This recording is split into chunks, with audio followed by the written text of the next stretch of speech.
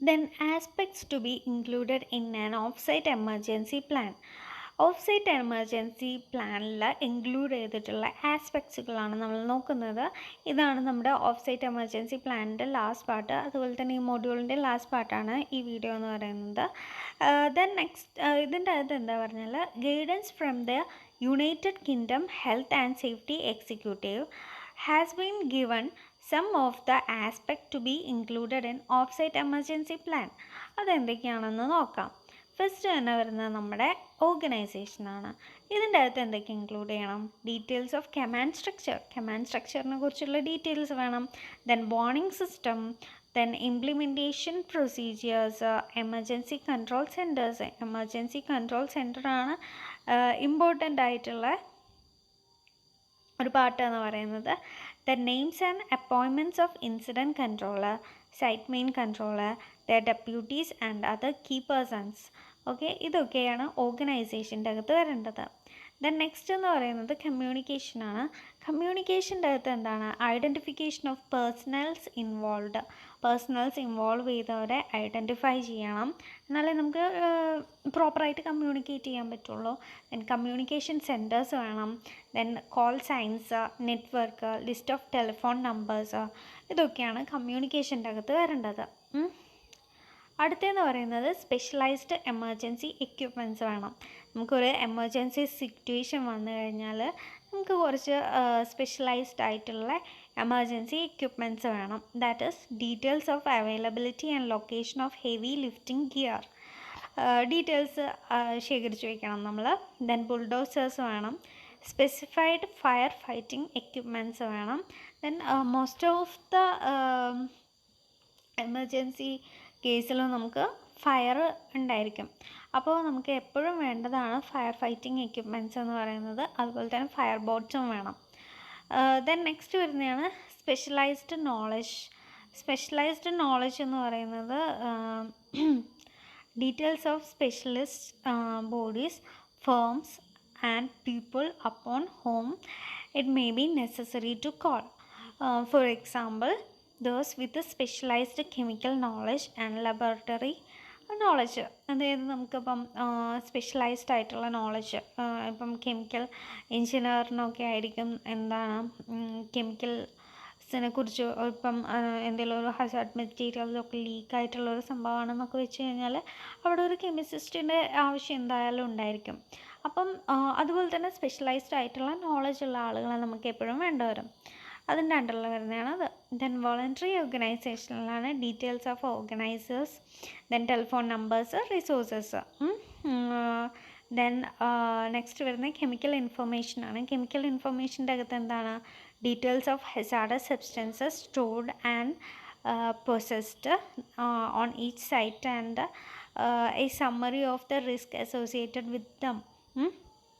ഇതാണ് കെമിക്കൽ ഇൻഫർമേഷൻ്റെ അകത്ത് വേണ്ടത്. ഹസാർഡസ് ആയിട്ടുള്ള സബ്സ്റ്റൻസ് സ്റ്റോർ ചെയ്തിട്ടുള്ളത് എവിടെയാണ്, അത് പ്രോസസ്സ് ചെയ്യുന്നത് എങ്ങനെയാണ്, അതൊക്കെയാണ് നമ്മുടെ കെമിക്കൽ ഇൻഫർമേഷൻ്റെ അകത്ത് വരേണ്ടത്. നെക്സ്റ്റ് വരുന്നതാണ് meteorological information.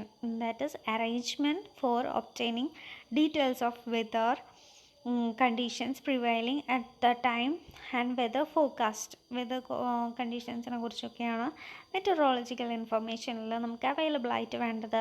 Then humanitarian arrangements വേണം. ദാറ്റ് ഈസ് ട്രാൻസ്പോർട്ട് ചെയ്യുന്ന സമയത്ത്. Then evacuation centres, then emergency feedings, treatment of injured ones, then first aid, ambulance, temporary mortuaries, ഇതൊക്കെ നമുക്ക് വേണം. എന്തെല്ലാം?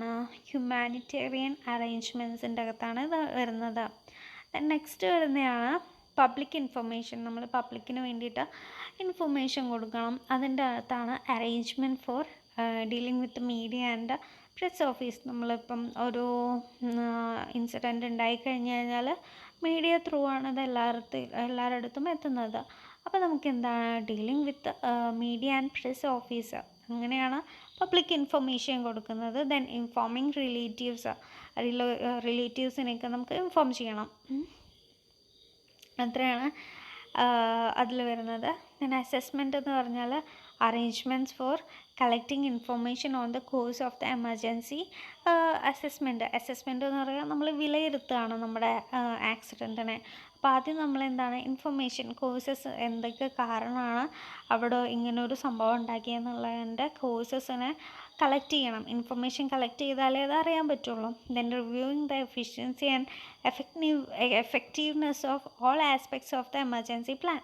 ഇതൊക്കെ റിവ്യൂ ചെയ്യുന്നതും അസസ്മെൻറ്റിൻ്റെ അകത്താണ്. അത്രയാണ് നമ്മുടെ ഡിഫറെൻ്റ് ആസ്പെക്ട്സുകളിൽ വരുന്നത്. നെക്സ്റ്റ് എന്ന് പറഞ്ഞാൽ role of emergency coordinating officer. Emergency coordinating officer എന്ന് പറഞ്ഞിട്ട് ഒരാളുണ്ട്.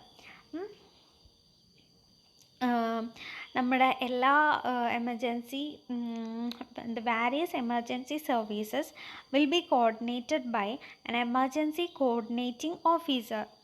ഒരു എമർജൻസി കോർഡിനേറ്റിംഗ് ഓഫീസർ നമുക്കുണ്ടായിരിക്കും വാരിയസ് എമർജൻസി സർവീസുകളെ കോർഡിനേറ്റ് ചെയ്യാൻ വേണ്ടിയിട്ട്. who is likely to be senior police officer, but depending on the circumstances it could be senior fire officer. അതായത് അത് ആരും ആവാം. കൺട്രോൾ പവർ എന്താണ് സിറ്റുവേഷൻ അനുസരിച്ച് മാറിക്കൊണ്ടിരിക്കും. സീനിയർ പോലീസ് ഓഫീസർ ആവാം, അല്ലെങ്കിൽ സീനിയർ ഫയർ ഓഫീസർ ആവാം. നമ്മുടെ സിറ്റുവേഷൻ അനുസരിച്ച് ഇത് മാറിക്കൊണ്ടിരിക്കും. Then the ECO will lies closely with the site main controller.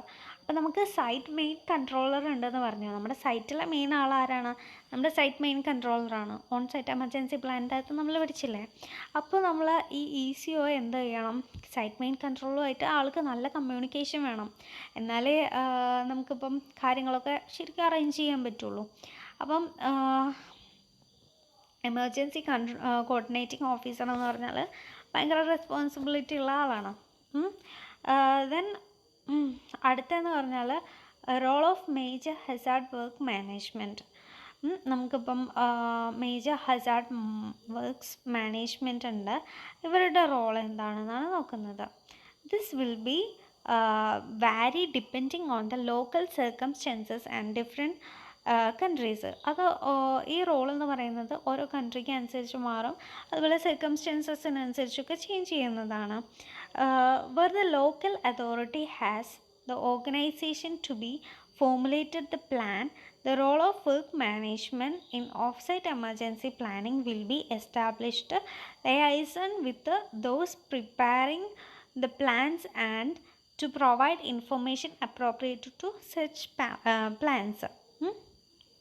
ഇവരും എന്താണ് കമ്മ്യൂണിക്കേറ്റ് ചെയ്യണം, നന്നായിട്ട് കമ്മ്യൂണിക്കേറ്റ് ചെയ്യണം.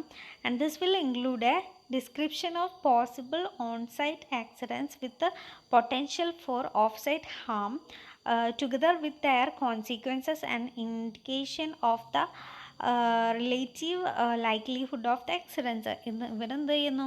ആക്സിഡൻസിനെ കുറിച്ചൊക്കെ നന്നായി പഠിക്കുന്നുണ്ട്. ഓൺ സൈറ്റിൽ എന്താണ് സംഭവിച്ചത്, അതുപോലെ അതെങ്ങനെയാണ് ഓഫ് സൈറ്റിനെ ഡിപ്പെൻഡ് ചെയ്യുന്നത്, അല്ല എഫക്റ്റ് ചെയ്യുന്നത് എങ്ങനെയാണ്, അങ്ങനെയുള്ള കാര്യങ്ങളൊക്കെ നമ്മൾ ഇതിൻ്റെ അകത്ത് ഇവർ നോക്കണം.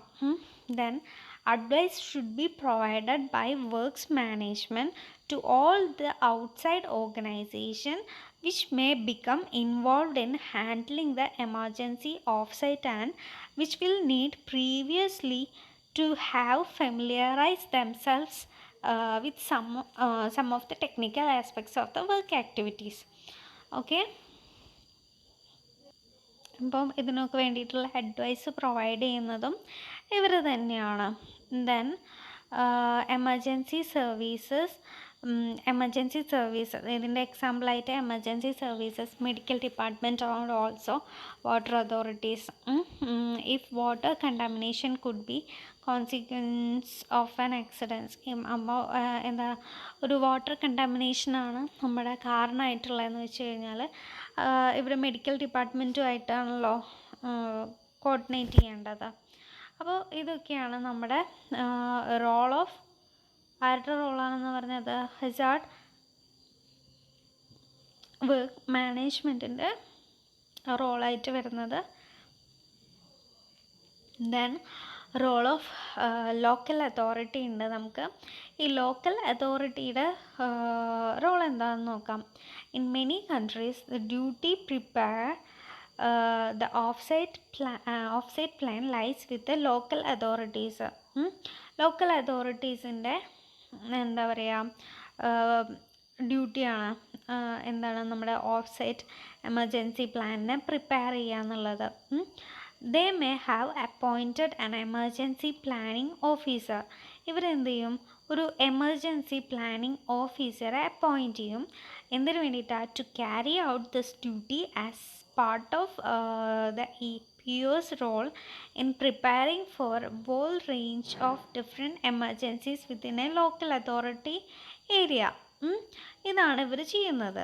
And the EPO will need to liaise with the work to obtain the information to provide the basis of the plan, and this liaison will need to maintained to ensure that the plan is continually kept up to date.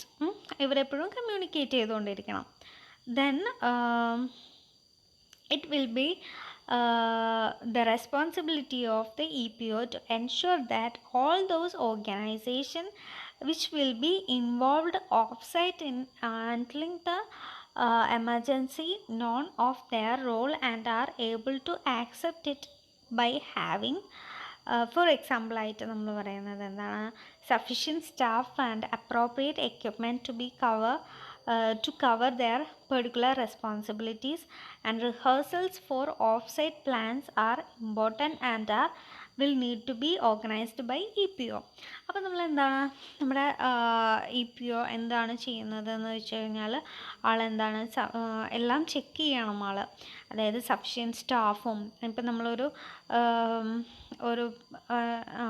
നമ്മളിപ്പം ഇവർക്ക് എല്ലാവർക്കും ഓരോ responsibilities കൊടുത്തിട്ടുണ്ടാവും, ഓരോ ഓർഗനൈസേഷനും.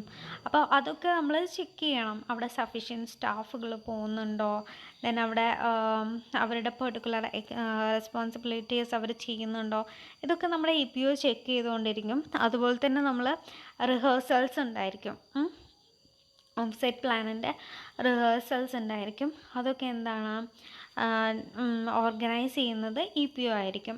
അപ്പോൾ ഇത്രയാണ് ആളുടെ ഡ്യൂട്ടി എന്ന് പറയുന്നത്. അപ്പോൾ നമ്മൾ എന്താണ് റോൾ ഓഫ് ലോക്കൽ അതോറിറ്റീൻ്റെ റോള് നമ്മൾ പഠിച്ചു. അതുപോലെ തന്നെ നമ്മൾ എന്താണ് പഠിച്ചിട്ടുണ്ടായിരുന്നത്, role of major hazard work മാനേജ്മെൻറ്റിൻ്റെ റോള് പഠിച്ചു. Then role of emergency coordinating officers അത് നോക്കി. ദെൻ ആസ്പെക്ട്സ് ഓഫ് എന്താണ് ഓഫ് സൈറ്റ് എമർജൻസി പ്ലാന്. അപ്പോൾ ഇത്രയാണ് ഈ ചാപ്റ്ററിൻ്റെ അകത്ത് വരുന്നത്. ഓക്കെ.